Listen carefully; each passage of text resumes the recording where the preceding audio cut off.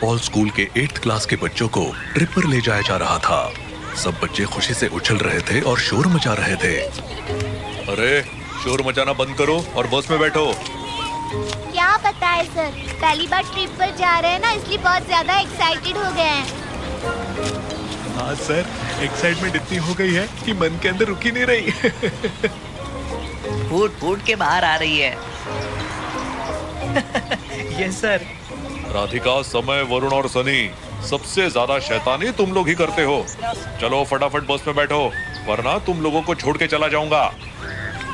Sorry sorry sorry sir, बैठ रहे हैं। सॉरी सॉरी सॉरी सर, बैठ रहे हैं। सॉरी सॉरी सॉरी सर, बैठ रहे हैं। बड़ी मुश्किल से सारे बच्चे बस में बैठे और बस चलना शुरू हुई। ड्राइवर ने म्यूजिक चालू कर दिया तो सभी बच्चे एंजॉय करने लगे। अंधेरा हो चला था और बस घने जंगल के रास्ते से गुजर रही थी, लेकिन बच्चों का ध्यान इन बातों पर कहाँ था। वो तो मस्ती में झूम रहे थे और गाने गा रहे थे कि तभी अचानक बस झटके से रुक गई। तेज ब्रेक लगने से सबकी सांसें थम गई।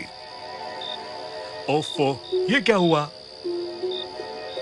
सामने सामने कोई खड़ा था, सफेद कपड़ों में, शायद कोई औरत। सभी बच्चे और शर्मा सर बस की खिड़की से झांकने लगे, लेकिन बाहर कुछ भी नहीं था। घना अंधेरा और पेड़ों की छाया के अलावा कुछ दिखाई नहीं दे रहा था। सर, कहीं कोई भूत तो नहीं है? चुप रहो, ड्राइवर, बस चलाओ। बस आगे बढ़ गई, लेकिन माहौल में एक अजीब सी घबराहट छा गई। थोड़ी देर बाद बच्चे होटल पहुंचे। होटल दूर से ही अजीब और पुराना लग रहा था। भारी दरवाजे और धूल से भरी खिड़कियां इसे और डरावना बना रही थी। सर, ये होटल कम और भूत बंगला ज्यादा लग रहा है।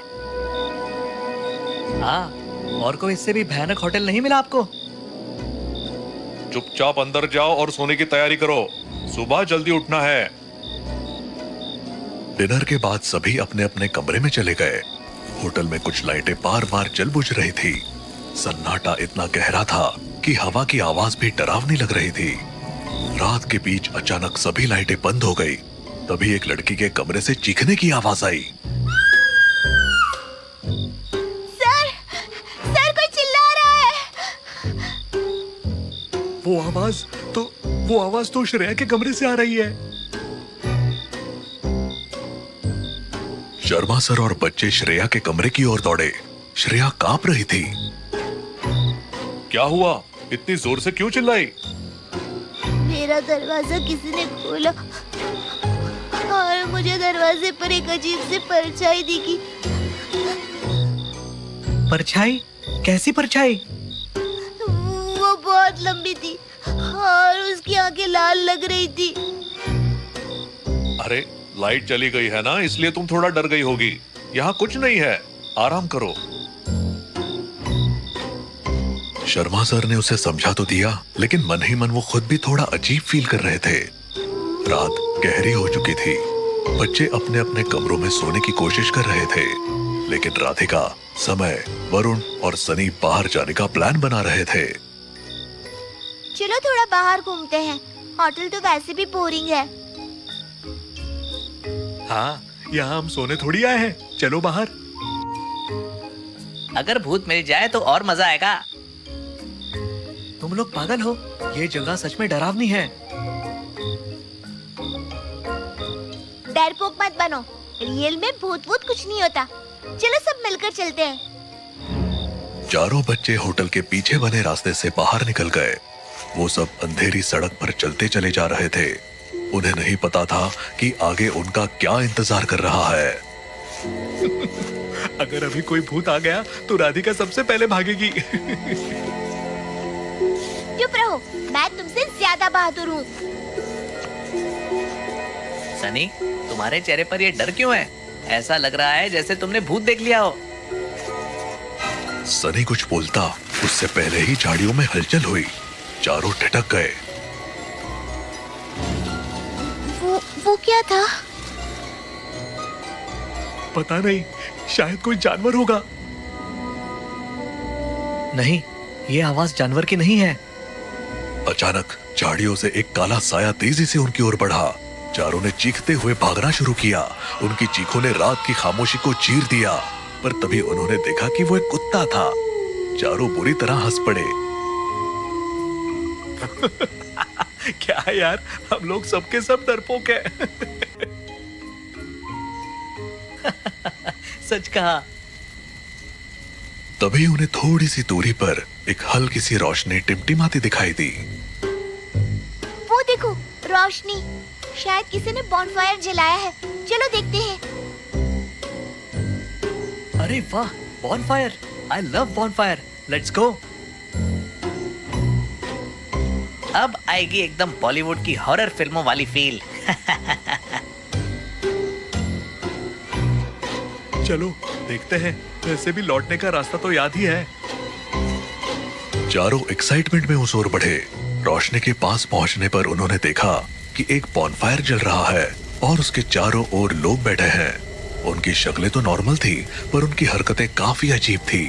उनकी आंखें बेजान सी लग रही थी और वो बेहद धीमी आवाज में आपस में बात कर रहे थे। नमस्ते, आप लोग कौन हैं? क्या यहाँ कैंपिंग कर रहे हैं? किसी ने वरुण की बात का कोई जवाब नहीं दिया। अरे भाई, हमसे बात क्यों नहीं कर रहे हैं? और ये बच्चे कौन है? एक आदमी धीरे से उनकी ओर मुड़ा और बोला, बैठ जाओ। चारों बैठ गए। समय ने माहौल को हल्का करने के लिए अपने मोबाइल पर गाना बजा दिया। सभी बॉनफायर के चारों ओर डांस करने लगे। ये लोग तो डांस में भी अजीब लग रहे हैं, जैसे उनके पैर ठीक से जमीन पर टिके ही नहीं हैं। अरे छोड़ो, शायद थक गए होंगे। डांस करते हुए वरुण को टॉयलेट की जरूरत महसूस हुई। वो बॉनफायर से थोड़ा दूर झाड़ियों में चला गया, लेकिन कुछ ही पल में उसकी एक जोरदार चीख ने सबको हिला दिया। ये वरुण की आवाज है। जल्दी चलो। तीनों झाड़ियों की ओर दौड़े। वहां पहुंचकर उन्होंने देखा कि वरुण गायब था। चारों तरफ सिर्फ सन्नाटा था। अचानक बॉनफायर के पास बैठे लोग खड़े हो गए और धीरे धीरे उनकी तरफ बढ़ने लगे। उनके चलने का तरीका अजीब था, जैसे वो हवा में तैर रहे हो। वो सब अचानक बहुत अजीब तरह से मुस्कुराने लगे थे। यहाँ से भागो, ये लोग नॉर्मल नहीं है।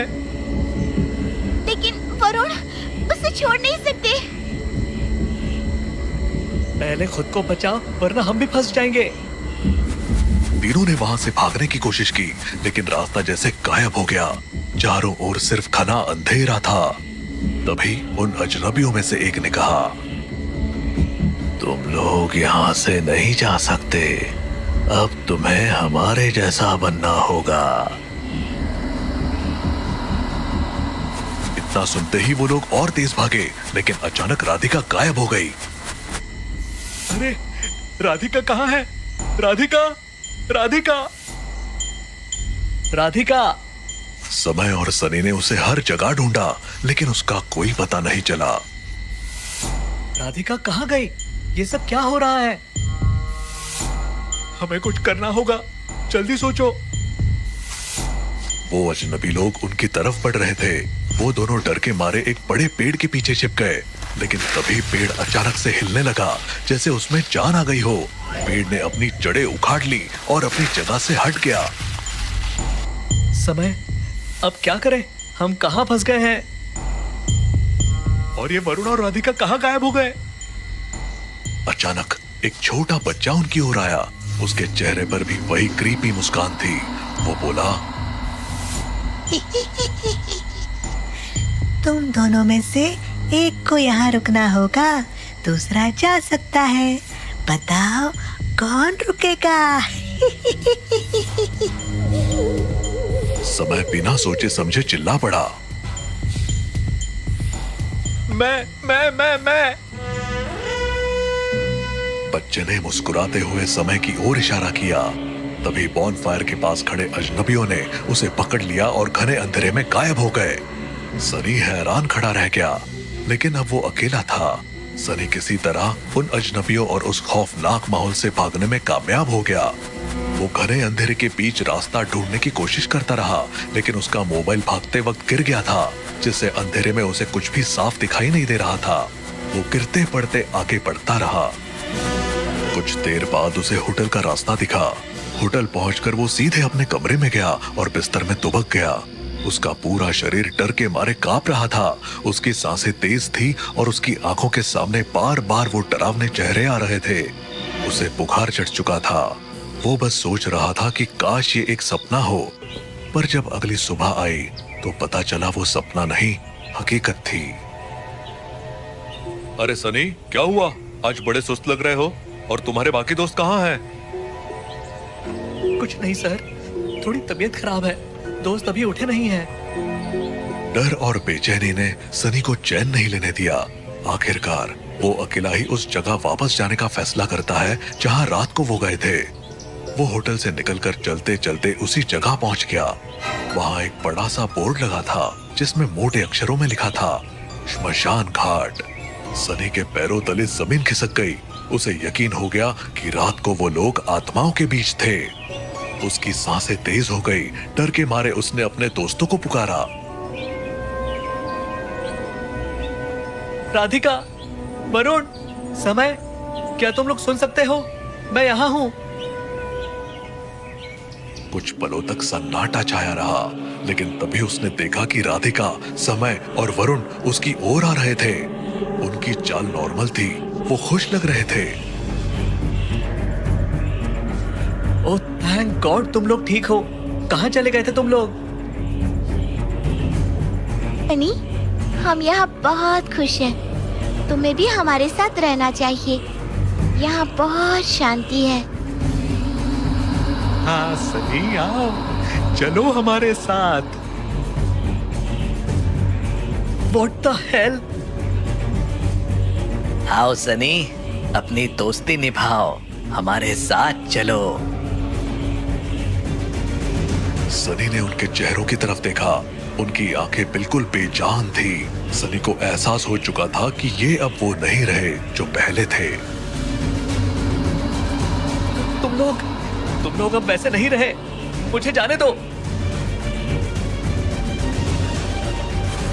तीनों उसकी तरफ बढ़ने लगे। वो उसे पकड़ने की कोशिश कर रहे थे। सनी ने पूरी ताकत से भागने की कोशिश की। भागते भागते अचानक उसकी टांग किसी चीज से टकराई और वो जमीन पर गिर पड़ा। जमीन से एक ठंडा बेजान हाथ बाहर निकलकर उसे पकड़ने की कोशिश कर रहा था। सनी ने चीखने की कोशिश की, लेकिन आवाज गले में अटक गई। आखिरकार उसने एक जोरदार चीख मारी जो पूरे श्मशान घाट में गूंज उठी और फिर वहां सन्नाटा छा गया।